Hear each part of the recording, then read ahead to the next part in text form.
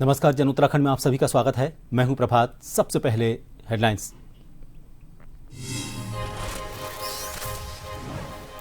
CM Dhami कल जाएंगे लोहाघाट के चिड़िया ढूंगा गांव। मल्लिकार्जुन हायर सेकेंडरी स्कूल के नवनिर्मित भवन का करेंगे उद्घाटन। जिला प्रशासन ने पूरी की तैयारियां। उत्तराखंड के शिक्षा मंत्री डॉक्टर धन सिंह रावत ने देहरादून के डाइट संस्थान में चल रहे निर्माण कार्यों का किया निरीक्षण। प्रदेश का सभी डाइट संस्थानों को स्मार्ट डाइट बनाने की तैयारी। राजधानी में सार्वजनिक स्थानों पर शराब पीने और पिलाने वालों पर कार्रवाई। 2 माह में 2265 लोगों पर की गई कार्रवाई। चालान काटकर वसूला 8,20,500 रुपए का संयोजन शुल्क। उत्तराखंड में नेशनल गेम्स 28 जनवरी से तैयारियों को लेकर कमिश्नर दीपक रावत ने स्टेडियम का किया निरीक्षण। विभिन्न खेलों में 1500 खिलाड़ी लेंगे हिस्सा।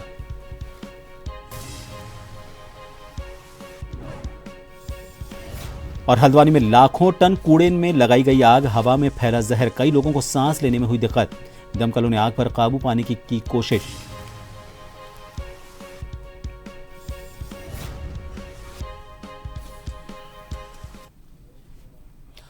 मुख्यमंत्री पुष्कर सिंह धामी का 6 दिसंबर को चंपावत जिले के लोहाघाट का प्रस्तावित दौरा है। मुख्यमंत्री लोहाघाट नगर के समीप चिड़िया ढूंगा गांव में मल्लिकार्जुन हायर सेकेंडरी स्कूल के नवनिर्मित भवन का उद्घाटन करेंगे। हालांकि अभी मुख्यमंत्री का शासन स्तर से आखिरी प्रोग्राम नहीं आया है।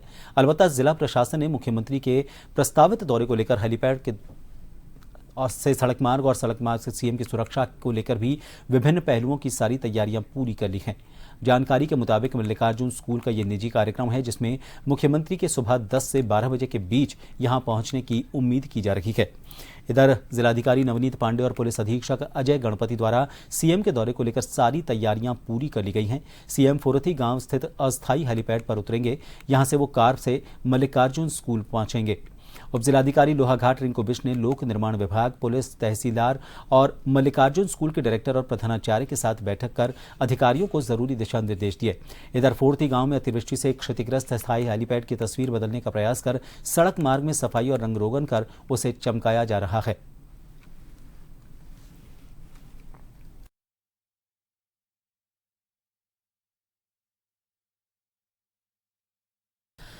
प्रदेश के सभी जिलों में शिक्षा की गुणवत्ता को बनाए रखने के लिए जिला शिक्षा एवं प्रशिक्षण संस्थान यानी कि डाइट की अहम भूमिका है, जिन्हें अब स्मार्ट डाइट बनाने की तैयारी की जा रही है। इसी कड़ी में उत्तराखंड के शिक्षा मंत्री डॉक्टर धन सिंह रावत ने राजधानी देहरादून के डाइट संस्थान में चल रहे निर्माण कार्यों का निरीक्षण किया। इसके दौरान डीजी शिक्षा झरना कमठान भी मौजूद थी। इस बीच शिक्षा मंत्री डॉक्टर धन सिंह रावत ने कहा कि प्रदेश का सभी डाइट संस्थानों को स्मार्ट डाइट बनाने के लिए तेजी से काम चल रहा है। साथ ही उन्होंने कहा कि इन सभी संस्थानों में स्मार्ट क्लास बनाई जाएंगी और हॉस्टल भी बनाए जाएंगे। साथ ही उन्होंने कहा कि हमने सभी डाइट संस्थानों को लगभग 40 करोड़ रुपए दिए हैं। हम लगभग 1 महीने में सभी डाइट संस्थानों का विधिवत लोकार्पण करेंगे।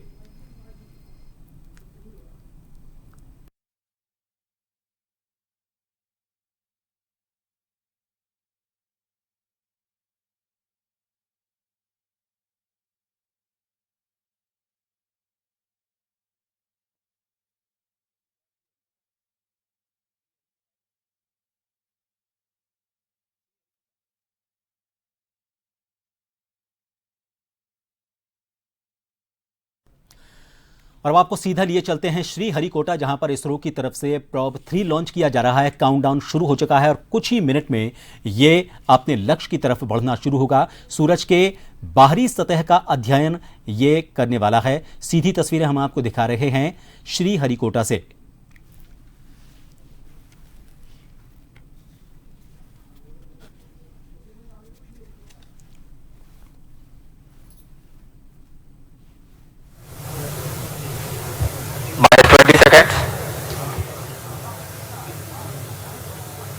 minus 15 seconds, 10, 9, 8, 7, 6, 5, 4, 3, 2, 1, 0.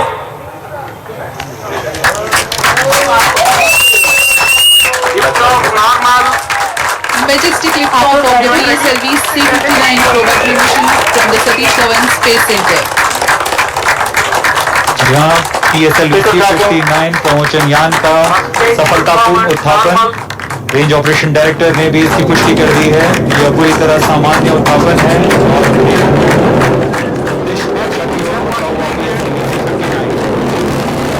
Before S139 stage, thrusting along with the solid strap-on motors. Plus 40 seconds. प्रथम चरण का प्रज्वलन जारी है। यह लगभग 109 सेकेंड्स तक चलेगा। इस दौरान कुल 9000 किलो न्यूटन का प्रणोद उत्पन्न करता हुआ प्रथम चरण यान को दिष्ट दिशा की ओर ले जाता हुआ।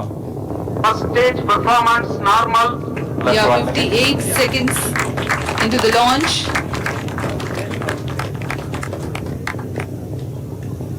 Burning together the first stage, Shadow man under core tracking. motor and Ground the lead still strap hands together generate about 9,000 kilonewton Sharman thrust. man under tracking.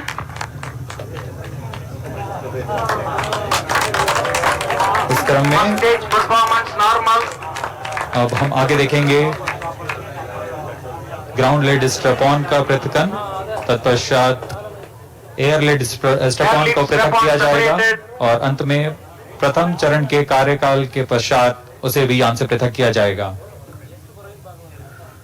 Vishal telemetry and tracking station presently acquiring the trajectory data. There's a confirmation about this strap-on separation. Second stage engine started. Closed loop guidance initiated. PROBA 3 mission launch किया गया है। आपको बता दें कि ये satellite जाएगा और सूरज की जो बाहरी सतह है उसका अध्ययन करेगा। अभी कुछ देर पहले इसकी लॉन्चिंग की गई, सफलतापूर्वक लॉन्चिंग की गई है और अब ये अलग अलग स्टेजेस पर पहुंचता हुआ आगे बढ़ रहा है। रुक करेंगे कुछ और खबरों का। सार्वजनिक जगहों पर शराब पीने और पिलाने वालों के विरुद्ध देहरादून पुलिस लगातार कार्रवाई कर रही है। अलग अलग थाना क्षेत्रों में पुलिस द्वारा लगातार चेकिंग अभियान चलाया जा रहा है। अभियान के दौरान 2 महीने में दून पुलिस द्वारा सार्वजनिक जगहों पर, जंगल में, सड़क किनारे, गाड़ियों में बैठकर शराब पीने वालों और शराब पीकर वाहन चलाने वालों के खिलाफ प्रभावी कार्यवाही की है। इस दौरान खुले में शराब पीने वाले 2265 लोगों का पुलिस अधिनियम में चालान कर 8,20,500 रुपए का संयोजन शुल्क वसूला गया। इसके अतिरिक्त 508 व्यक्तियों को शराब पीकर वाहन चलाने पर मौके से गिरफ्तार किया गया और सभी 508 वाहनों को सीज किया गया।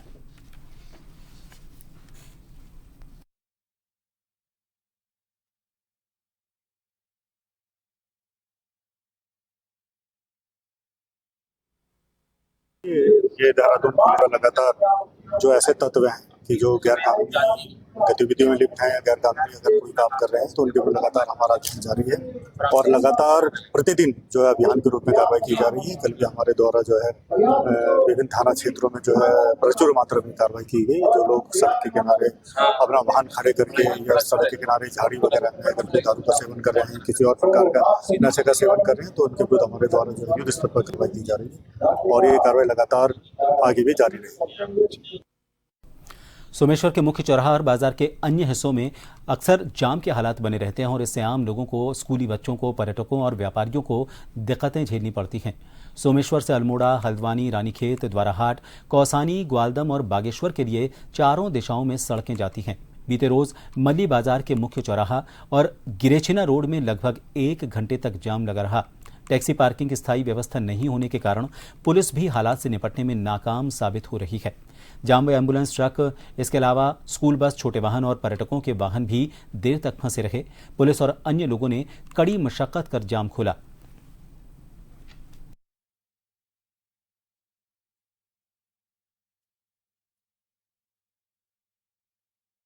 उत्तराखंड में सशक्त भू कानून पर जनता की राय जानने के लिए तहसील परिसर नरेंद्रनगर में उप जिलाधिकारी देवेंद्र सिंह नेगी द्वारा एक आम बैठक आहूत की गई। बैठक में जनप्रतिनिधियों ने सुझाव रखते हुए कहा कि उत्तराखंड को भू माफिया के चंगुल से बचाने के लिए हिमाचल की तर्ज पर सशक्त भू कानून लागू किया जाए। लगातार जन आंदोलनों के बावजूद सरकार सशक्त भू कानून पर चुप्पी साधे हुए है। नागरिकों ने यह भी सवाल उठाए कि संयुक्त खाते की जमीन एक ही व्यक्ति खुर्द-बुर्द कर रहा है। इस तरह की लचर कानून व्यवस्था से पारिवारिक झगड़े बढ़ते जा रहे हैं।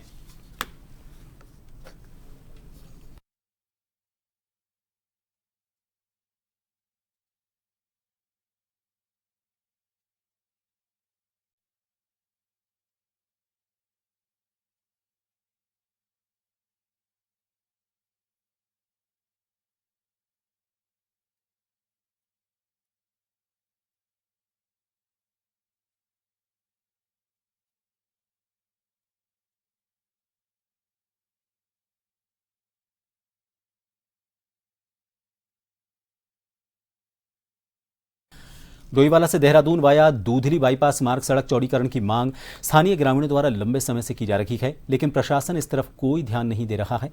आपको बता दें, पूर्व में जब सड़क चौड़ीकरण हुआ था तो मात्र 6 किलोमीटर सड़क का चौड़ीकरण किन्हीं कारणों से रुक गया था। लगातार इस रोड पर सड़क हादसे भी होते रहते हैं, जिससे कई लोगों की मौत हो चुकी है। कई बार ग्रामीणों द्वारा धरना प्रदर्शन कर आंदोलन किए गए, पर दुर्भाग्य है कि इस रोड का चौड़ीकरण अभी तक नहीं हो पाया। आज कांग्रेस, भाजपा और किसान सैनिक एकता मंच के साथ किसान यूनियन के लोगों और जनप्रतिनिधियों ने लोक निर्माण विभाग के अधिकारियों के साथ बैठक की। बैठक में सभी ने एक सुर में सड़क चौड़ीकरण की मांग की और प्रशासन को चेतावनी देते हुए कहा कि सड़क चौड़ीकरण का मामला जल्द हल नहीं हुआ तो उग्र आंदोलन कर सड़क जाम कर दी जाएगी।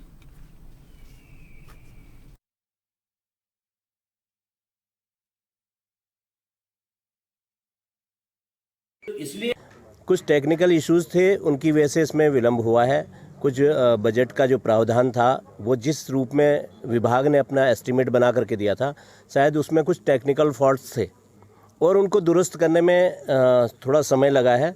और मैं समझता हूं कि माननीय मुख्यमंत्री जी, जो हमारे इस प्रदेश के युवा मुख्यमंत्री हैं, माननीय पुष्कर सिंह धामी जी, उनके नेतृत्व में पूरे प्रदेश का त्वरित गति से विकास भी हो रहा है और ये देहरादून की महत्वपूर्ण सड़क है। निश्चित रूप से ये भी शीघ्र ही बनने जा रही है। दूधली क्षेत्र के सभी ग्रामीण जनप्रतिनिधि यहाँ दूधली में बैठक करी हम लोगों ने, और जिसमें पीडब्ल्यूडी के पदाधिकारी भी रहे, सरकार की तरफ से प्रतिनिधि भी यहाँ मौजूद रहे। और जो मांग है हमारी काफ़ी समय से, जो ये दूधली मार्ग है, देहरादून से डोईवाला को जोड़ता हुआ जो ये मार्ग है, आधे मार्ग तो कुछ समय पहले निर्माण किया गया था, मगर करीब 6 किलोमीटर जो सड़क है वो उसका चौड़ीकरण नहीं किया गया। बहुत बार यहाँ के ग्रामीणों ने आंदोलन किया, सड़क पे जाम किया।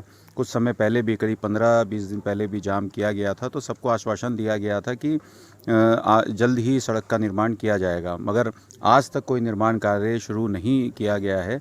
आरोप पर प्रत्यारोप तो खैर हर कोई लगाता है, लेकिन हमारी मांग है और हमें उम्मीद है कि जो अब टेक्निकल इशू थे, अभी मालूम हुआ जैसे अधिकारी आए, टेक्निकल इशू बताए गए, तो जल्दी ठीक होने के बाद वो शासन को चिट्ठी दे दी गई है और सरकार से उन्होंने कहा प्राक्कलन के बाद कई करोड़ रुपए इसके लिए सैंक्शन हो गए, स्वीकृति मिल गई है। और हमें बड़ी उम्मीद है, हम माननीय विधायक जी से भी और माननीय मुख्यमंत्री जी से भी और माननीय सांसद जी से भी इसका अनुरोध करने के बाद इसमें तुरंत कार्य करने के लिए हम इसके एक आश्वासन दें। जिस तरह से ऐसा सर, ये मुख्यमंत्री घोषणा है और ये जो मार्ग है चौड़ीकरण का, इसका एस्टीमेट जो है शासन को प्रेषित किया जा चुका है और जैसे ही स्वीकृत हो जाएगा हम तुरंत इस पर कार्रवाई स्टार्ट कर देंगे। ग्रामीण आंदोलन की बात कर रहे हैं, क्या माना है, कब तक स्वीकृति मिल जाएगी? और कब? अब ऐसा मैं भी जो है उच्च अधिकारी को इसमें आज की मीटिंग के बारे में अवगत करा दूंगा और जो भी समस्याएं हैं उनको अवगत कराते हुए इस पर आगे जो है आगे अपने स्तर से आगे भी कार्रवाई करें शासन में, जिससे जल्दी से जल्दी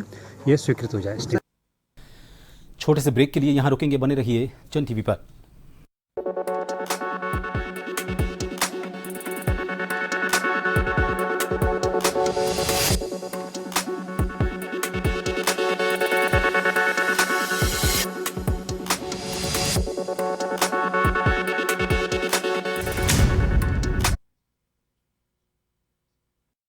ब्रेक के बाद एक बार फिर आप सभी का स्वागत है। नौसेना दिवस पर उत्तराखंड पूर्व सैनिक लीग ने कार्यक्रम का आयोजन किया। इस दौरान नौसेना के पूर्व सैनिकों को सम्मानित किया गया।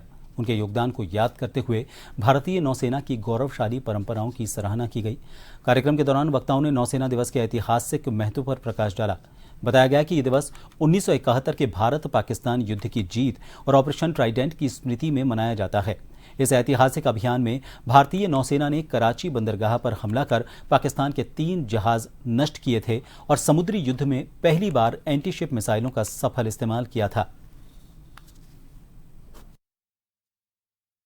भारत पाक युद्ध में हमारे नौसेना ने भाग लिया था और बहुत सक्रिय भागीदारी की थी। इसमें हमने करीब 19 जहाज पाकिस्तान के डुबा दिए थे और उसके साथ ही उनके करीब 1900 से भी ज़्यादा सैनिक जो है नौसैनिक ख़त्म हो गए थे।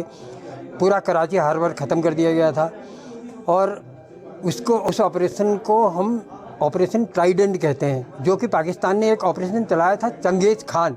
उस चंगेज़ खान ऑपरेशन के विरुद्ध में ये ऑपरेशन ट्राइडेंट चलाया गया।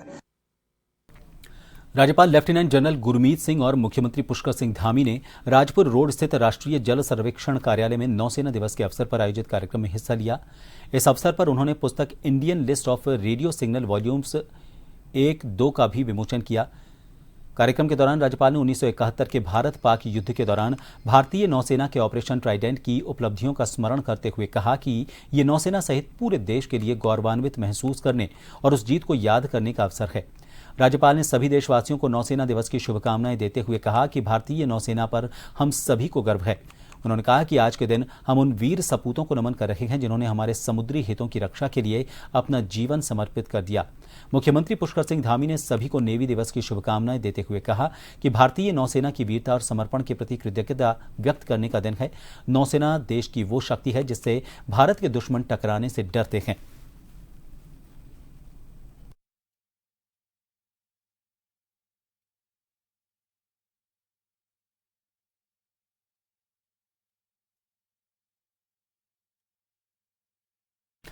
उत्तराखंड के जिला उधम सिंह नगर में फरवरी के महीने में प्रस्तावित नेशनल गेम्स की तैयारियों को लेकर कुमाऊं कमिश्नर दीपक रावत ने निर्माणाधीन इंडोर स्टेडियम का निरीक्षण किया। इस दौरान उन्होंने अधिकारियों और निर्माणाधीन एजेंसी से जानकारी भी ली। उन्होंने स्टेडियम के ड्रेनेज सिस्टम को लेकर अधिकारियों को जरूरी दिशा निर्देश दिए। आपको बता दें 38वें नेशनल गेम्स 28 जनवरी से 14 फरवरी तक उत्तराखंड में होने हैं और ऐसे में 3 गेम हैंडबॉल, वॉलीबॉल और साइकिलिंग गेम रुद्रपुर के मनोज सरकार स्टेडियम में होने हैं। इसमें लगभग 1500 खिलाड़ी रुद्रपुर पहुंचेंगे।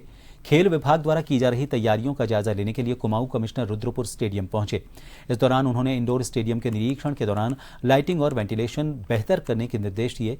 इसके बाद उन्होंने वेलोड्रोम यानी कि साइकिलिंग ट्रैक का निरीक्षण किया।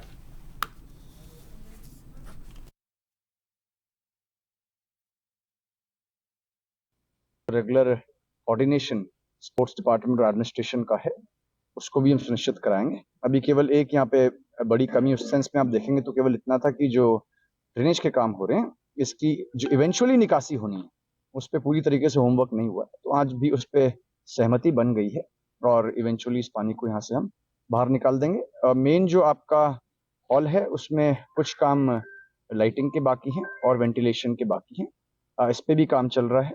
बाकी जो 14 दिन के आसपास यहाँ पे इवेंट चलेगा उसमें जो रोजमर्रा की देखरेख होगी या मैन पावर चाहिए होगी उसके लिए एक इवेंट मैनेजमेंट कंपनी पैनल पे है, लेकिन स्पोर्ट्स डिपार्टमेंट से अभी कहा गया है कि वो डिटेलिंग इसकी कर लें। सीमांत विकासखंड भटवाड़ी गंगोत्री धाम का प्रमुख पड़ाव है। साथ ही लगभग 40 गांव के प्रमुख बाजार भटवाड़ी को विधायक सुरेश सिंह चौहान के अथक प्रयासों से भटवाड़ी में 4 धाम यात्रा मार्ग पर प्राथमिक स्वास्थ्य केंद्र भटवाड़ी को 50 शैय्या युक्त उप जिला चिकित्सालय में उच्चीकृत किए जाने की स्वीकृति मिली है। लंबे समय से भटवाड़ी क्षेत्र में यात्रा मार्ग के पास स्वास्थ्य सेवाओं का उच्चीकरण होने की मांग की जा रही थी ताकि ग्रामीण क्षेत्रों के साथ साथ यात्रा सीजन में नजदीकी स्वास्थ्य केंद्र पर तत्काल स्थिति में आम लोगों और यात्रियों को स्वास्थ्य सेवाओं की सुविधा मिल सके। विधायक ने प्रदेश के मुख्यमंत्री और स्वास्थ्य मंत्री को पत्र प्रेषित करते हुए यात्रा मार्ग में समृद्ध स्वास्थ्य सुविधाएं उपलब्ध करवाने की मांग की थी। ग्रामीणों ने विकासखंड को मिली सौगात के लिए सरकार का आभार जताया।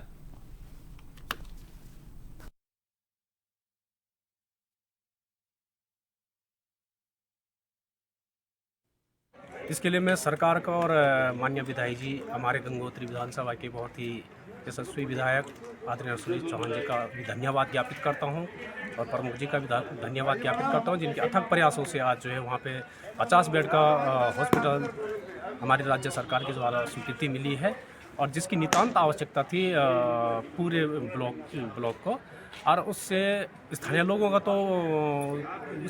तो सुविधा मिलेगी। अभी तो जितने भी हमारे 4 धाम यात्री गंगोत्री धाम को आते हैं उनके लिए भी जो है यहाँ जो है बहुत बड़ा एक वरदान समझता हूँ कि इमरजेंसी के टाइम पे जो है ये जो है हमारे लिए जो है मील का पत्थर साबित होगा। भटवाड़ी में और गंगोत्री मार्ग की लाइफलाइन माना जाता है भटवाड़ी, और उससे ऊपर कहीं इतना बड़ा हॉस्पिटल नहीं था। तो सबसे पहले मैं अपने यशस्वी माननीय मुख्यमंत्री धामी जी का बहुत यहाँ की जनता की ओर से और अपनी ओर से उनका आभार व्यक्त करता हूँ। अपने स्वास्थ्य मंत्री का भी, जिन्होंने यहाँ पर 50 बेड का लगभग 22-23 करोड़ रुपए का हॉस्पिटल जो है भटवाड़ी के लिए स्वीकृत किया, और उससे जहाँ हमारे तमाम जो सीमांत के लोग रहने वाले हैं उनको भी लाभ मिलेगा और तमाम जो हमारे तीर्थाटन पर्यटन यहाँ पर आते हैं उनको भी इस हॉस्पिटल से लाभ। हरिद्वार की मुख्य विकास अधिकारी आकांक्षा कोंडे ने जल जीवन मिशन के अंतर्गत जमालपुर कलां में बनाई गई पेयजल योजना का स्तरीय निरीक्षण किया। उन्होंने निर्देशित करते हुए कहा कि लोगों को अच्छी गुणवत्ता का पेयजल उपलब्ध करवाया जाए, साथ ही पानी की सप्लाई भी निर्बाध रूप से जारी रहे। सीडीओ हरिद्वार ने उन्होंने निर्देशित करते हुए कहा कि पेयजल आपूर्ति और लाइन में किसी भी प्रकार की समस्या आने पर उसे तत्काल दूर करने के लिए टीमें तैयार की जाएं और टीम का संपर्क नंबर भी सार्वजनिक किया जाए।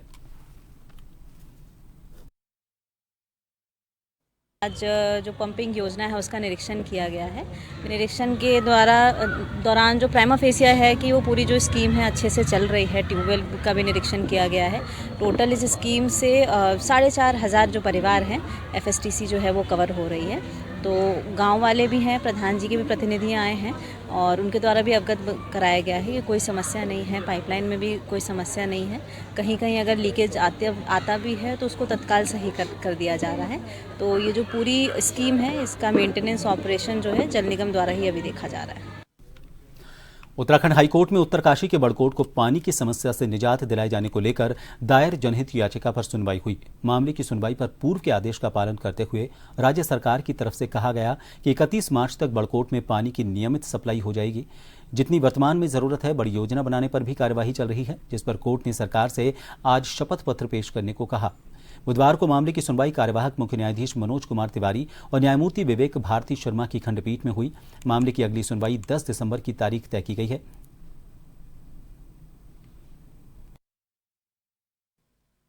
कोर्ट में सीएससी साहब प्रेजेंट हुए थे सचिव साहब की तरफ से, और सचिव साहब भी वर्चुअली अपीयर हुए थे। इन्होंने आश्वासन दिया है कि वो आज ही कोर्ट के कार्यकाल में ही एफिडेविट कोर्ट को पेश कर देंगे कि वो 30 मार्च तक बड़कोट वासियों को पानी उपलब्ध करवा देंगे और अगली डेट में कोर्ट में ही एफिडेविट प्रेजेंट हो जाएगा 10 दिसंबर को नेक्स्ट डेट है। इसमें कितनी बड़ी राहत है 20,000 की आबादी? 20,000 और 10,000 आबादी का तो आकलन ही जल संस्थान का है। वैसे तो वहाँ की आबादी 40,000 तक है, क्योंकि बड़कोट एक ऐसा शहर है जो 100 गांव वहाँ पे डिपेंड करते हैं एक बड़कोट शहर पे। तो लगभग कुछ हद तक तो राहत है कि कुछ सालों तक तो हमें राहत मिलेगी, लेकिन हमारा मेन पॉइंट ये है कि हमें पंपिंग योजना स्वीकृति चाहिए और 30 साल तक कम से कम इस समस्या से निपटारा चाहिए।